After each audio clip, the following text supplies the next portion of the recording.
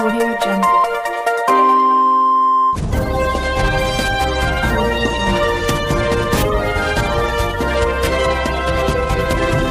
आप देख रहे हैं लोकल टीवी न्यूज 24x7, सब पर नजर, सबकी खबर। अगर आप पहली बार हमारे चैनल लोकल टीवी न्यूज को देख रहे हैं तो कृपया चैनल को सब्सक्राइब जरूर कर ले ताकि सभी खबर आपको सही समय पर मिलता रहे। चलिए नजर डालते हैं आज के कुछ खास खबरों पर। भागलपुर के लोदीपुर थाना क्षेत्र के बाईपास के समीप भतीजा ने जमीनी विवाद को लेकर अपने चाचा को मारा चाकू। भागलपुर के लोदीपुर थाना क्षेत्र के बाईपास के समीप 5 फरवरी की शाम हत्या मामले का भागलपुर पुलिस ने उद्भेदन कर दिया है। इस मामले में घटना में घायल युवक दीपक मिश्रा ने ही वारदात को अंजाम दिया है। उसने अपने चाचा रोशन मिश्रा को मौत के घाट उतारा था। दीपक बेहोशी का नाटक कर रहा था। पहले दिन उसने पुलिस को बयान भी नहीं दिया था। सिटी एसपी स्वर्ण प्रभात ने प्रेस कॉन्फ्रेंस कर बताया कि आशीष मिश्रा उर्फ रोशन की हत्या दीपक ने की थी। 2 कट्ठा प्लाट का विवाद था। पहले भी दोनों के परिवार के बीच मारपीट हुई थी। फिर कुछ दिनों से दीपक मिश्रा आशीष का विश्वास जीतने के लिए उसके साथ घूमने लगा। 5 फरवरी को बाईपास के पास ले जाकर उसकी हत्या कर दी थी। इस मामला का उद्भेदन 48 घंटे के भीतर हुआ। पुलिस अधीक्षक ने कहा कि अगर उस दिन बाईपास जाम नहीं रहता तो हम लोग दूसरे दिन ही अपराधी को गिरफ्तार कर लेते।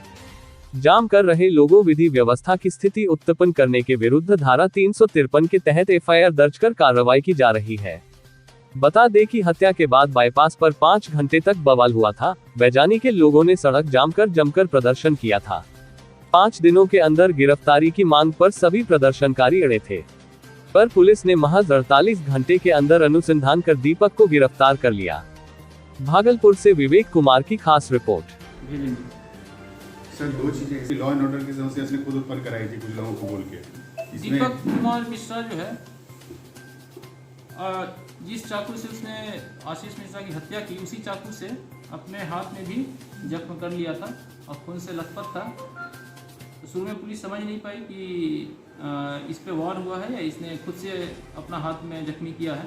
और अस्पताल जाने के बाद इसने डॉक्टर्स को भी कन्विंस कर लिया, जिससे डॉक्टर्स भी शुरू में इसे फायर आर्म्स इंजरी बता रहे थे। बट बाद में जो जख्मी रिपोर्ट दिया गया है उसमें चाकू से जख्म की बात ही बताई गई।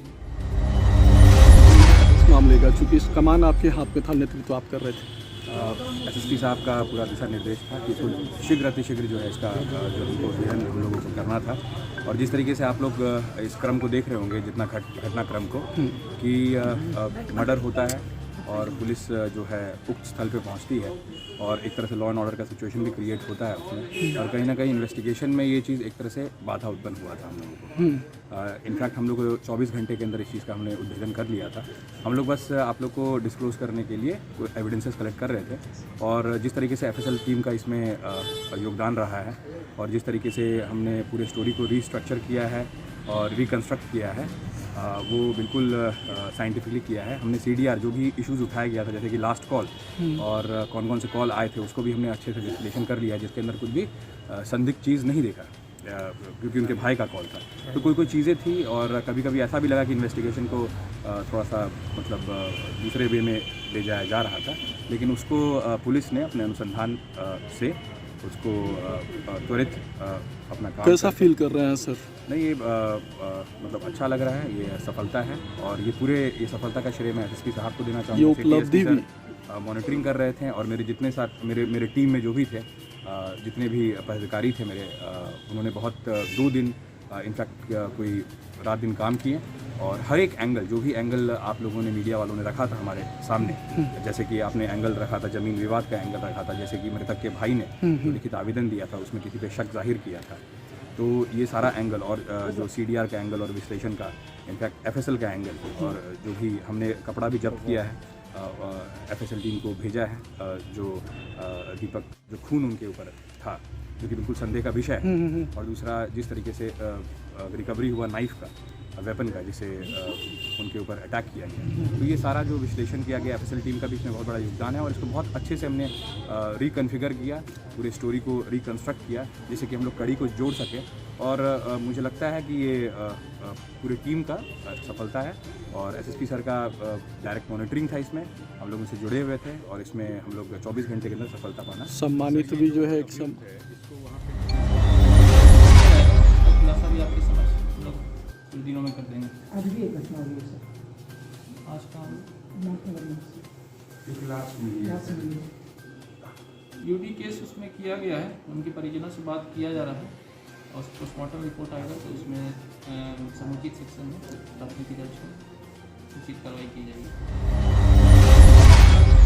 के दौरान ये काफ़ी बढ़ चढ़ कर हिस्सा लिया, प्रसाद लाने से लेकर मूर्ति बिठाने से लेकर सारे कार्यक्रम में इसने अहम भूमिका निभाया और उसका विश्वास हासिल करने के बाद उसको प्लॉट दिखाने के बहाने लोदीपुर थाना अंतर्गत बाईपास के किनारे ज़मीन दिखाने के लिए ले गया और वहाँ ले जाकर पीछे से चाकू से वार कर दिया।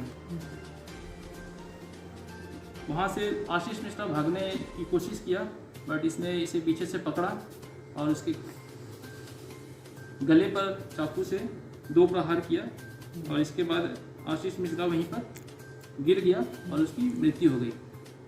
इसके बाद दीपक मिश्रा ने आशीष मिश्रा के ही मोबाइल से उसके बड़े भाई विनय मिश्रा को फ़ोन किया और जिस चाकू से उसकी हत्या की थी उसी चाकू से अपने दोनों हाथ पर जख्म कर लिया और जब पुलिस पहुंची तो खुद को भी घायल अवस्था में अपने आप को विक्टिम की तरह पेश किया।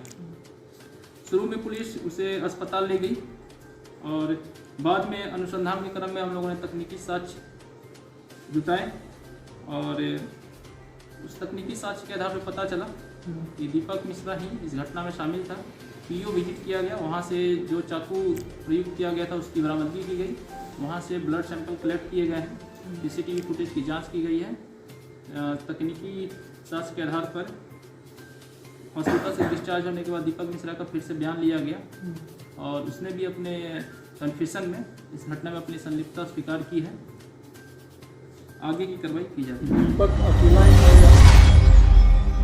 खबरों का सिलसिला आगे भी जारी रहेगा। फिलहाल वक्त हो चला है एक छोटे से ब्रेक का। बने रहें आप लोकल टीवी न्यूज के साथ, सब पर नजर, सबकी खबर।